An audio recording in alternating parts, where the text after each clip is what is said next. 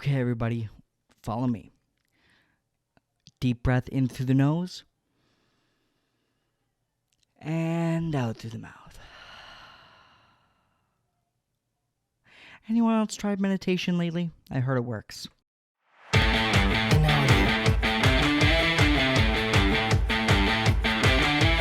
Welcome everybody to DFR 2. This is match 4 against the London Spitfire, a 3-1 win for the Toronto Defiant, which, you know what that means.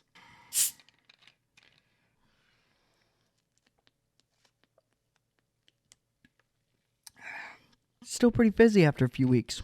So let's talk about the game. Now, last video, I was so upset that I said we're going to go through each individual map, and then I didn't do that. I got so off track and I got so frustrated I didn't actually go through each individual map. So this time I am. I've written down notes and we're going to go through the maps. So map 1, Lijiang. I'm not going to lie. I was nervous going into this match. I was scared. I don't know how to feel going in. I'm nervous because I go, if they lose this, I'm going to scream on camera tonight. They come out and Logix is in and so is Aztec. So right out the gate, the back of my head, I'm going, oh shit, oh shit, oh shit, oh shit, oh shit. And then I see the comp they're using on round 1 and I needed to take some heart meds because I was very confused. Michelle on Winston and then Sato on Rhine, Neist on Doom. I didn't know what to think, and I'm pretty sure most of you didn't either. Seeing the Logix play, you're like, okay, interesting choice, going with Logix, maybe trying to shake things up a bit. Logix played fantastic, and we'll get into that a little later, but really was not a big fan of the comp in general, only because I think Neist really dropped the ball. He had that one moment where basically he was lining up for a punch and just basically threw his back out from missing so hard, and some people say he's still flying in the wrong direction to this day. He missed that so unbearably hard. I was stunned, and I was immediately going, they're screwed today. They're screwed today. Everything's over. They're not playing in the knockouts. We're screwed. And I was like, well, at least the DFR will be easy today because all I'll do is scream, and then we'll be done with it. And then they lose the round, and then round 2 comes around, and surprisingly, they looked really good. I basically wrote back-to-back notes. Logix looking great. Aztec looked good too. Those are the 2 notes. The other note there was also that I really liked how Sato, I mentioned in the first few videos, Sato was very aggro early on in the first 2 games. In game 3, he wasn't as noticeable for me. This game, he still wasn't as noticeable. I'll get to who I think was the star of this match later, but he, at least in this round, was holding back with his Reinhardt, and he was making sure to keep people on edge. He's making sure, okay, I have to watch here, wait for the shatter. No. Like he wasn't doing what he was doing in the first few games, which is just running and attacking. He wasn't doing that, and I really liked seeing that because it shows that he's got more than one style. I really liked the aggro stuff, but in this case, a more measured style seemed to work, and they won the round. Round 3 comes around, and this goes for the whole match, but in general, I think Sato and Michelle have really great synergy lining up right now. I'm super excited to see what they do in the future because we're 4 matches in, and I didn't think it was a weakness against the Justice. I just thought they kind of got outplayed, but the synergy from Sato and Michelle look really good. I think they really weren't necessarily amazing, but they just beat London. There wasn't anything where you're like, man, Hisu really carried, or oh man, Neist nailed it. It was just they were better than London. And I was also really excited to see that Aztec and Logix came in and they still looked really good. And those players individually also looked really good. It was great to see. Then we come to map 2, and it's the only one they lost. So you probably expect me to say some bad things. I don't have a lot of bad things to say. I think this was a situation where the reason they lost the map was because on their attack, they staggered a lot of their ults and they never really got a great shot. They never got an amazing, this is a block, this is a a team coordinated win. And even if they did get a team coordinated shot, they screwed it up somehow. Whether it was just London outplaying it or countering that strat or whatever it was. Like, for example, Hisu gets the nano, drops down, and just gets pounded when he missed one shot, I think. And then they waste the nano, and next thing you know, London, I think that was on London's attack, but still the same idea. It was just little things that were wasted. But in general, this is the map where I go, Michel has been incredible this whole year, and it's time for me to give him his due. This whole match, Michel is the MVP. He is the MVP of this match. He was incredible. And the play, go back and watch it. The play where Sato is literally, he's got to have under 20, like 20 or less HP. And Michel just comes in and gives him the bubble right on time for him to get primal and stay alive is absolutely incredible. He also had killed Shax in that play as well. There were so many other things that Michel did well in this game. This map, to me, was utter domination by Michel, and the team as a whole just couldn't get it done. Do I hate that we dropped a map against London? No, I don't. In my pick'ems, I chose this match 3-1 for Toronto, but that was more because I trust London to play well, which I think they did, rather than the Defiant playing badly. The thing I think a lot of people forget is that, like, oh, we should be 3-0ing this team. We should be 3-0ing this team. We should be 3-0ing this team. You forget how good the Overwatch League is this year. We don't have Bostons anymore. We don't have, Shanghai's, London, Florida of the last 2 seasons. We don't have these teams that just get owned and they have no shot. Every team this year is good. Paris, even in their losses, they've looked good. London has shown some amazing strats and been really strong, even if they can't get it all together. Hell, Atlanta just put 2 maps on the Shock and we reverse swept them. And they put 2 maps down on the Shock. This year is just built different. And so we can't be going into games expecting the 3-0 teams every time, unless they're like Vancouver. And even then, Vancouver played well against us. It's the first match of the season, but they played well against us. So I think we have to get that mentality out of our heads when it comes to that. But Volskaya, yes, wasn't great. Still, Michel slapped. He slapped. He was a knee slapper. Just freaking slapping, man. That guy was nuts. Map 3 comes around, and Kings Road. This map drove me up a damn wall. It drove me up a damn wall. It drove me up that damn wall. You see that wall? It drove me up that wall. I was beyond frustrated with this map. Not because, we won it.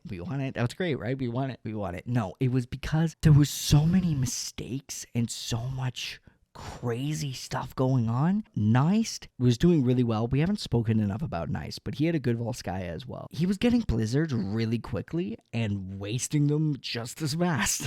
I think his first 2 blizzards he got on this map were dreadful and got zero value, and I was pissed. And Hisu carried this map, in my opinion. He really dominated and was the difference maker. He really made up for all of the mistakes that led up to this map being insane. There was a lot of ults that I was not big on, and in general, I also want to say, I don't think Sato had one good shatter this entire match. There was one time he got 2 people down, but no one followed up on it from what I saw. But Sato played well, but his ult usage was kind of rough in this game, especially on Rhine. I think Winston, he had some really good primals, but on Rhine, those crazy shatters we saw in the first 2 matches did not happen in this match. And again, I think Michel made up for Sato not doing as well, but something that I really noticed and wasn't a big fan of. So the other thing too was the attack. They almost blow the attack, and this was something that I mentioned in one of the first 2 matches. I think it was against Atlanta, was that they screwed up and they almost screwed the pooch. They almost set the house on fire. They almost blew the big baloney pony. They almost blew it, and they still won the map. And I get that they're expected to, but the fact that you come back from almost blowing it and you don't let that get into your mental, I gotta say, guys, that's a strength. I think that's really important for them, and I'm happy to see them do it. I was really impressed with the fact that they finished off Kings Row strong. Then we get to Havana. Now, Volskaya, I think this whole match, Toronto looked good. They had mistakes, but they looked good. I think people are overreacting when they say they were terrible in this game and they're going to get rolled in the knockouts. That's still possible that they'll get rolled in the knockouts, but we'll speak on that at the end of the video. Hivana, to me, when I did my Washington video, I said, if there's one thing I want to see tomorrow, it's confidence. Hivana was confidence. Hivana, especially on attack. Nice had some really good Maywalls. Nice dominated. Hisu dominated. Sato was pretty good. Michelle slapped. Lastro dominant. Asunje so good. They looked fantastic on Hivana, and they attacked with confidence. They just kept going at them and going at them and going at them, and it was awesome to see on the attack. The defense, not great, but just, I have to bring this up. So this play in particular, this, besides the Michelle play, this was my favorite play of the match. London comes in on the third checkpoint, and Toronto's rounding the first corner, and London comes in with the Deadeye. So what does Toronto do? Nice puts up a Maywall, and Hisu immediately fires Dragon Strike right beside the Maywall, because the 1,000 IQ play that is, and I don't know, maybe it's just because I'm a gold player, I'm a silver player. To me, that was a godlike and really smart. Maybe it's obvious to some of you higher players, but basically forcing the Deadeye to go around the Maywall and then immediately having something to erase him was a huge play, and really showed to me that this team's strategy and this team's synergy is improving. It's improving. Now, again, I want to say that, as I mentioned before, out of 4 opponents, only 2 of them, and realistically only 1 of them, are really tough challenges. And that one was Washington, and they got stomped. I just checked. There's only 1 stage that's going to be harder than this. In every stage after this, they play at least 2 opponents they definitely should beat out of 4. Stage 3, they have 3 genuinely tough games. Next stage, they play Houston, San Francisco, but Paris and Boston. Definitely doable. But we've also shown in this Melee, at least, you need at least 3 wins if you want to make it. So that is still going to be tough. If they want to make it to the tournament, they're going to have to be Houston or San Francisco, or dominate the other 2 games and get some maps on San Francisco and Houston if they actually want to win, or they want to make it to the knockouts. But still, this stage was still really easy, realistically, and it makes me nervous. But tomorrow's the knockouts. Tomorrow's the test. Tomorrow's the test. Tomorrow's the Coke bottle, Sato. Get the Coke bottle. You want the Coke bottle, win the match. And we already know who they're playing against. They're playing against the Florida Mayhem. Now, last video, I said that I specifically said about the Mayhem. I broke down each individual player and said how they couldn't beat each individual player. I think they could probably win tomorrow.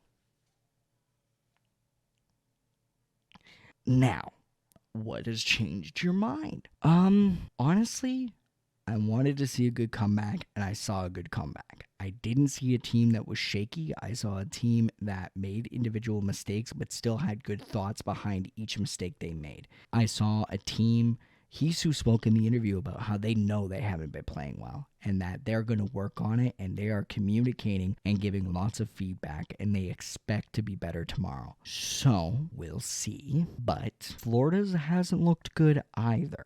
I haven't been inspired by Florida's play. And who did they play the other day? Was it Paris?